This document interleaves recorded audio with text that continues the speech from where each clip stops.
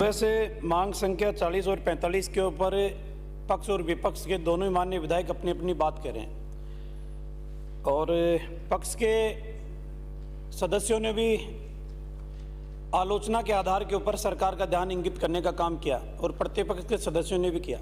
मैं सभापति महोदय इन दोनों ही दावों को खारिज करता हूं। सरकार बेहतरीन काम कर रही है, अच्छा काम कर रही है, सरकार को मैं धन्यवाद दूंगा और सरकार ने कई उपलब्धियां हासिल की है। सरकार ने कई उपलब्धियां हासिल की है। कौन कहता है कि विकास नहीं हुआ? सभापति महोदय, मेरे चौमू की नगर पालिका है, पिछले 2 साल के अंदर 21 ईओ चेंज किए गए।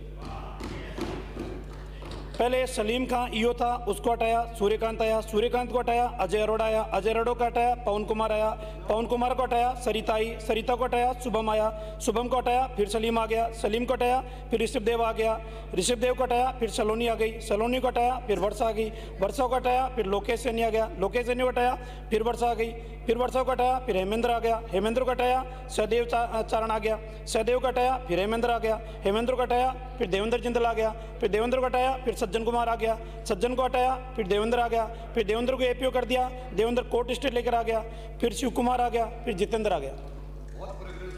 साहब इतनी प्रोग्रेस मैंने इतिहास के पन्नों में कभी नहीं देखी साहब। 21 ईओ चेंज किए और फिर सरकार ये कहती है कि हम ईओ कर निर्धारक को नहीं लगाएंगे, फिर भी उसके बावजूद भी ईओ कर निर्धारक को हमारे जितेंद्र कुमार को लगा दिया।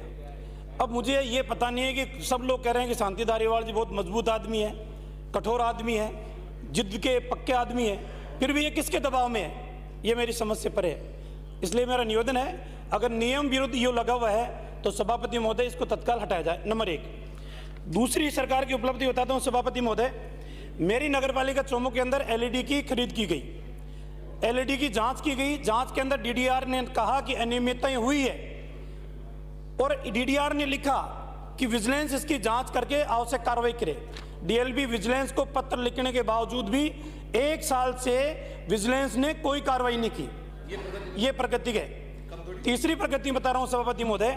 तीसरी प्रगति यह है कि मैंने विजिलेंस के अंदर कहा कि मेरे चौमू नगर पालिका के अंदर 3 करोड़ रुपए की पाइपलाइन डाली गई है। जहां पानी की 1 बूंद नहीं है वहां पाइपलाइन डाल दी, जहां पानी पहुंचने की संभावना नहीं है फिर भी पाइपलाइन डाल दी गई। भ्रष्टाचार इतना कि जहां डालनी चाहिए वहां डाली नहीं। विजिलेंस कलेक्टर के यहाँ सतर्कता समिति में लगाया, उसकी जांच एससी को दी, एससी आज दिन तक उसकी 6 महीने में जांच ही नहीं पूरी कंप्लीट नहीं की, आज भी जांच पेंडिंग है। ये सरकार की उपलब्धि है। और तीसरी बात सरकार की उपलब्धि है सभापति महोदय, नगर पालिका चौमू का बिजली का 14 करोड़ रुपए बाकी हैं।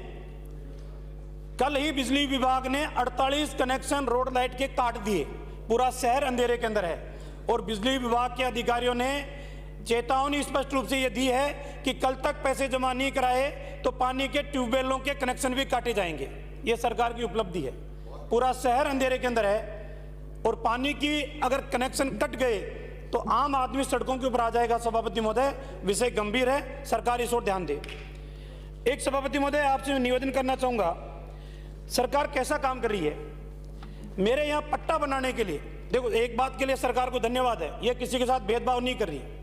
ये कई मान्य सदस्य कह रहे हैं सरकार भेदभाव कर रही है, कोई भेदभाव सरकार नहीं कर रही। मैं इसको सिरे से खारिज करता हूं।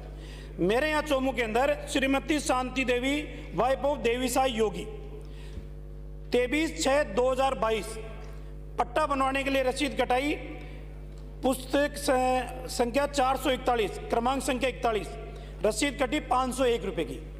और इसी दिन एक और रसीद उसी नगरपालिका के अंदर श्रीमती शांति देवी देवीसाई योगी दिनांक 23/6/22 पुस्तक संख्या 431 क्रमांक 99, रसीद कटी 10,500। मतलब 2 प्रकार की रसीदें नगरपालिका में छपी हुई है।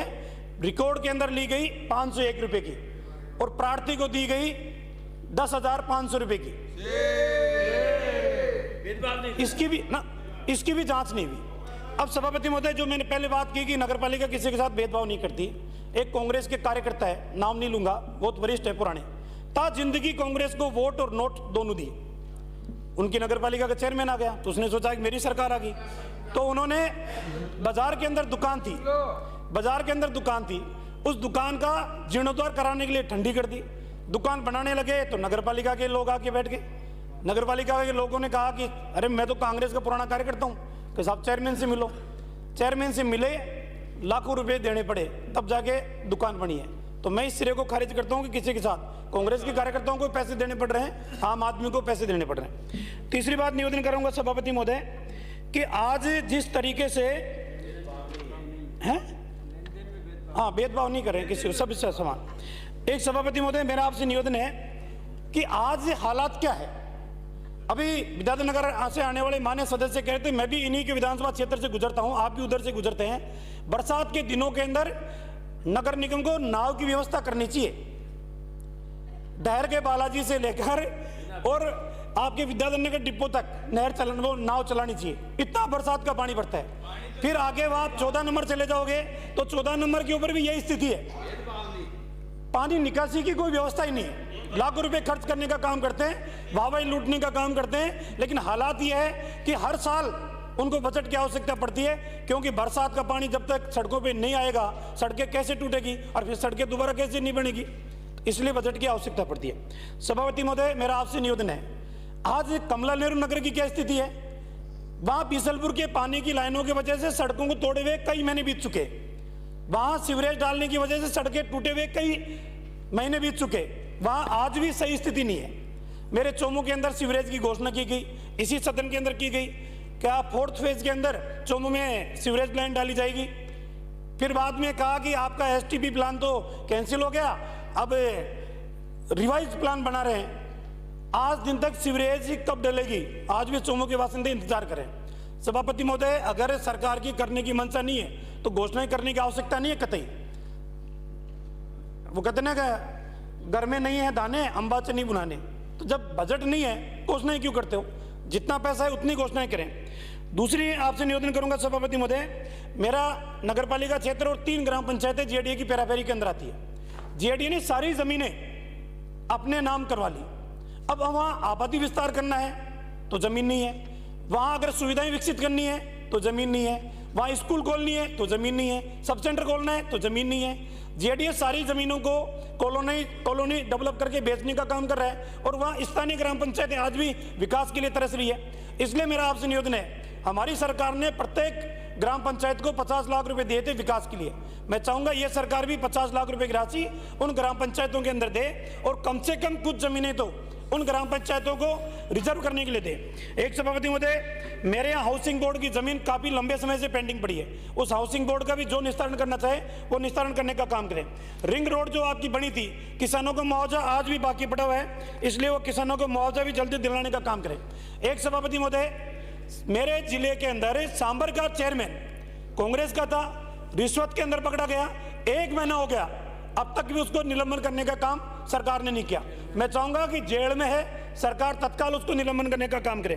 और सभापति महोदय, आपसे मेरा निवेदन है, वन के बारे में भी सबने चर्चा की, मेरा एक सुझाव है, विराटनगर से आने वाले सदस्य, बस 1 मिनट सभापति महोदय, आज भी वन क्षेत्र के अंदर या जहां पहाड़ी क्षेत्र है, जो फॉरेस्ट का क्षेत्र है, वहां पर एनीकट बनाने के लिए आप अलाउ करोगे कि विधायक कोटे से एनीकट बना सकते हो, पंचायत समिति के मत से छोटे एनीकट बना सकते हो, नियमों में बना सकते हो, तो इस बरसात के पानी को इकट्ठा करके वाटर रिचार्ज भी कर सकते हैं, पेड़ों में डालने के लिए पानी भी दे सकते हैं। इसलिए सरकार को इस नीति के अंदर भी संशोधन करना चाहिए। और एक अंतिम मेरा निवेदन है सभापति महोदय, यहाँ JDC अभी चले गए, तत्कालीन हमारे शिखर अग्रवाल जी थे, उन्होंने 36 करोड़ रुपए स्वीकृत किए थे।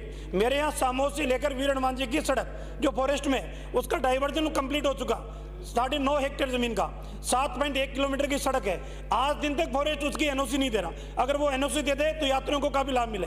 और एक बददुआ सरकार को लगेगी सभापति महोदय, बददुआ सरकार को लगेगी, मेरे बालाजी का रोपवे 4 साल से बंद पड़ा हुआ है, बालाजी टुकर टुकर देख रहे हैं, उनके श्रद्धालु परेशान हो रहे हैं, विकलांग कोई चढ़ नहीं सकता, बीमार आदमी चढ़ नहीं सकता, 60 साल से ऊपर का 1000 सीढ़ियां चढ़ नहीं सकता। ये बददुआ सरकार की सरकार को लगेगी। मैं चाहूंगा सरकार तत्काल उस रोपवे को चालू करने का काम करे। आपने बोलने का अवसर दिया, धन्यवाद। श्री लाखन सिंह जी।